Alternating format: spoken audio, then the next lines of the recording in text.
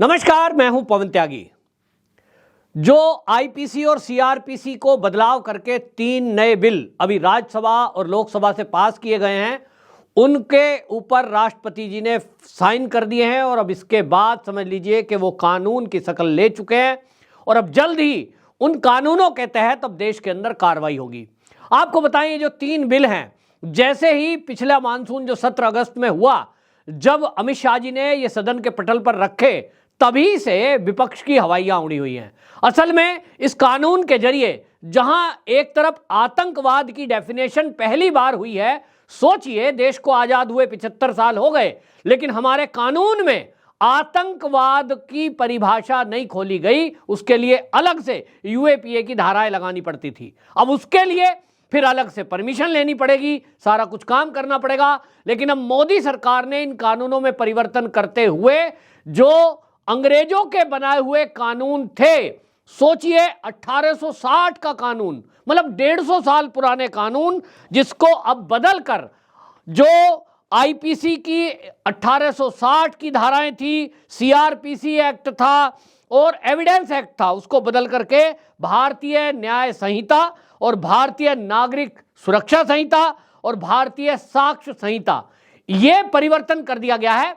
और अब जब आईपीसी और अंग्रेजों के बनाए हुए कानूनों को बदला गया है, इस पर आपको बता दें कि पूरा विपक्ष बौखलाया हुआ है, क्योंकि अब उनको लग रहा है कि कहीं ना कहीं जो उनका टूल किट है, जिसमें पत्रकार भी हैं, साहित्यकार भी हैं, टुकड़े टुकड़े गैंग भी है, वो आए दिन आपने देखा कि सड़कों पर उतरकर जिस तरह की बातें करते थे देश विरोधी, अब वो नहीं कर पाएंगे, क्योंकि इस नए कानून में ये सीधा सीधा प्रावधान रख दिया गया है कि यदि कोई देश के विरुद्ध षड्यंत्र करता है, देश विरोधी बातें करता है, देश की सेना के विरुद्ध अगर अपमानजनक कोई टिप्पणी करता है, उसको भी राजद्रोह यानी राष्ट्रद्रोह के दायरे में लाया गया है और राजद्रोह जो था उसको खत्म कर दिया गया है। जो कानूनों का दुरुपयोग हो रहा था, जैसे आपको याद होगा बिहार के जो पत्रकार है मनीष कश्यप, उसके ऊपर तमिलनाडु की सरकार ने एनएसए लगाया था। अब एनएसए लगा दिया, जबकि मामला क्या था? मामला था फेक वीडियो का। आपने ये देखा कि कोई दंगा भड़क सकता है तो इस पर एनएसए लगा दो। अब सरकार ने तय कर दिया है कि जहां भी राष्ट्र की सुरक्षा का मामला होगा, आप किसी राज्य की बुराई करें, मुख्यमंत्री के विरोध में बोले, सरकार के बारे में बोले, इस पर आपके ऊपर एनएसए नहीं लगेगा।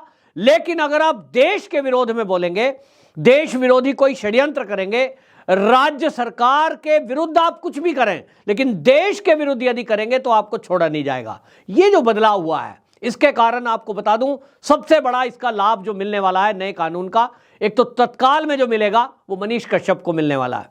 दूसरा, आपको बता दें कि इस मामले में हालांकि एनएसए उसके ऊपर से हटा लिया गया है, लेकिन इस तरह की केस अब आगे नहीं होंगे। ये अमित शाह जी ने संसद में बाकायदा क्लियर किया कि जिस तरह के दुरुपयोग होते थे, अब सोचिए उसको 9 महीने जेल में रहना पड़ा।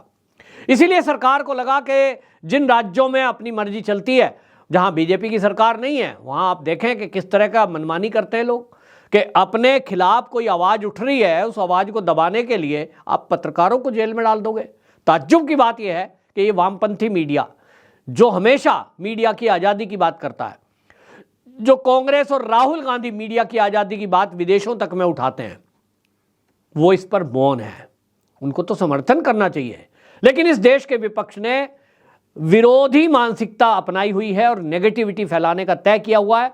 जिस तरह का हल्ला शोर शराबा वो संसद में कर रहे हैं, उससे दिखाई दे रहा है कि उनको इन कानूनों के पास होने से कितनी दिक्कत है। आपको बता दें, असली दिक्कत इसमें यह है कि ये जो एक्ट हैं, इसमें खास तौर पर जैसा मैंने कहा, राजद्रोह खत्म कर दिया गया है, राष्ट्रद्रोह की धाराएं लगेंगी और ये मेन जो कानून है उसके अंदर इसको शामिल किया गया है और भारतीय न्याय संहिता के अंदर अब ये प्रावधान है। दूसरी तरफ इसमें सबसे बड़ी बात है कि जो लव जिहाद करने वाले केस देश के अंदर आ रहे हैं, पूरे देश से ये आवाज उठ रही थी कि राज्यों में पहचान छुपा करके जो एक कम्युनिटी के लोग हैं वो हिंदू लड़कियों को टारगेट करते हैं, फर्जी आईडी बनाते हैं, फर्जी नाम रखते हैं और जब विवाह कर लेते हैं उसके बाद पता लगता है कि भाई ये तो जो है हिंदू है ही नहीं। लड़की अवाक रह जाती है, लेकिन तब क्या करे, क्योंकि तब तक उसकी फोटो, वीडियो, एविडेंस और शादी हो गई तो घर वालों से भी वास्ता छूट जाता है। अब वो ऐसा नहीं कर पाएंगे, क्योंकि मोदी सरकार ने जो 3 कानून पास किए हैं, अब जो राष्ट्रपति जी के हस्ताक्षर हो गए, अब तो वो कानून बन गया। उसके तहत ये तय किया गया है कि यदि कोई पहचान छुपाकर किसी लड़की से शारीरिक संबंध बनाता है, लड़की यदि नाबालिग है तो आजीवन कारावास, लड़की यदि बालिग है तो उस मामले में 20 साल की सजा, और अगर उसमें कोई इस तरह से हत्या कर देता है किसी लड़की या महिला की तो उसको मृत्यु दंड का भी प्रावधान रखा है। आपको बता दें, इस आतंकवादी गतिविधि में यह भी शामिल किया है, वो देश में पहली बार हुआ है कि अगर कोई नकली नोट लाता है, इसको लेकर हमारे देश में कोई फेक करेंसी को लेकर अभी तक कानून नहीं था, उसको बाकी धाराओं में केस दर्ज होता था, लेकिन अब वो आतंकवादी माना जाएगा अगर कोई नकली नोट छापता है और उसका यहाँ विस्तार करता है, उसकी बिक्री करता है, यानी उसको बढ़ावा अगर दे रहा है, तो अब वो आतंकवाद की धाराओं में जेल के अंदर बंद होगा। ये आर्थिक अपराध माना जाएगा, और ये भी देश की सुरक्षा को, आर्थिक सुरक्षा, इससे जोड़ा गया है।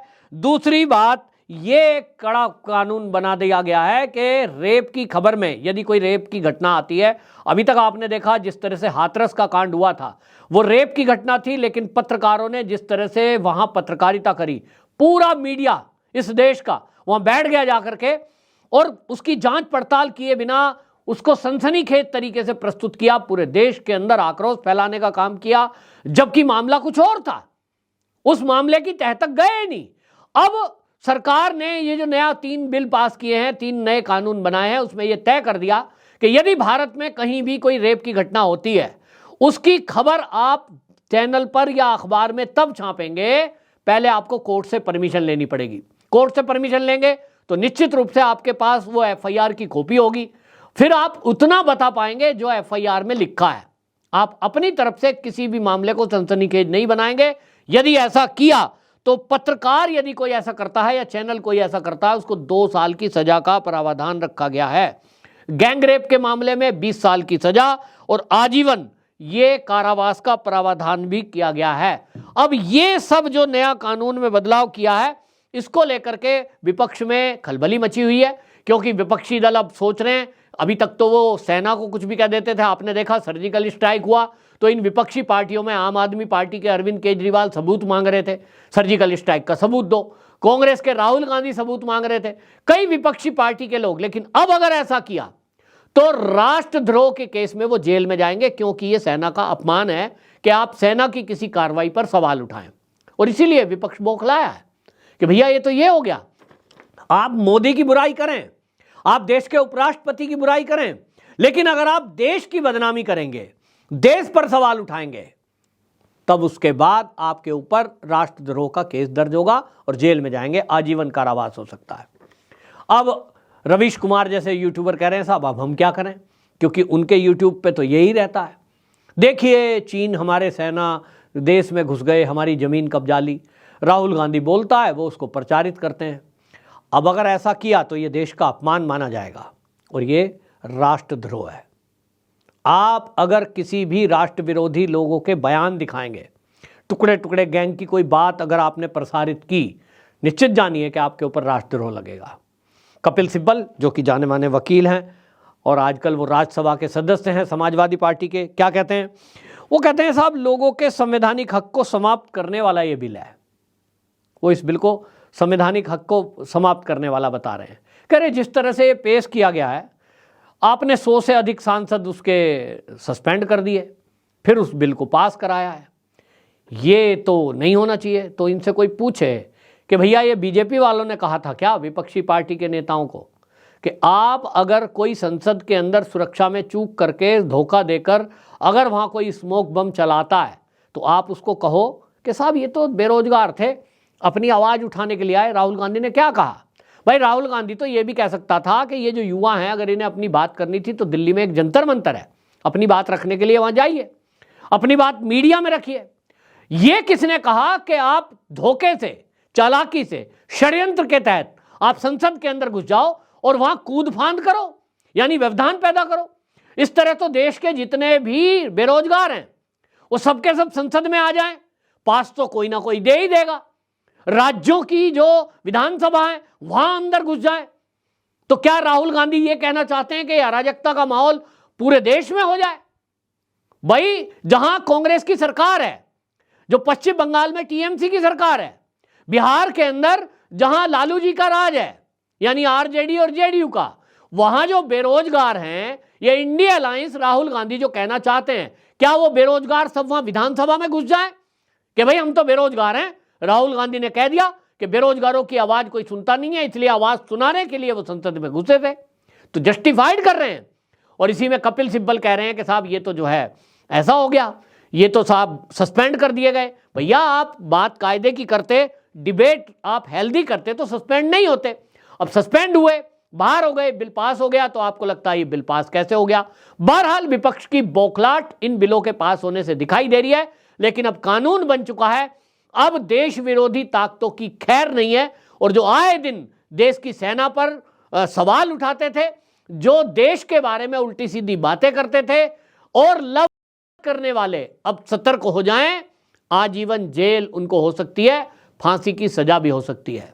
यह बिल बनने से पूरे देश के अंदर राष्ट्रवादियों में खुशी की लहर है, सनातनियों में खुशी की लहर है, क्योंकि उनका कहना है कि हम तो कभी इस तरह का काम करते ही नहीं है। जो देश विरोधी ताकतें हैं उनकी जरूर अब सामत आने वाली है। आपकी क्या राय है? कमेंट बॉक्स में जरूर बताएं। वंदे मातरम।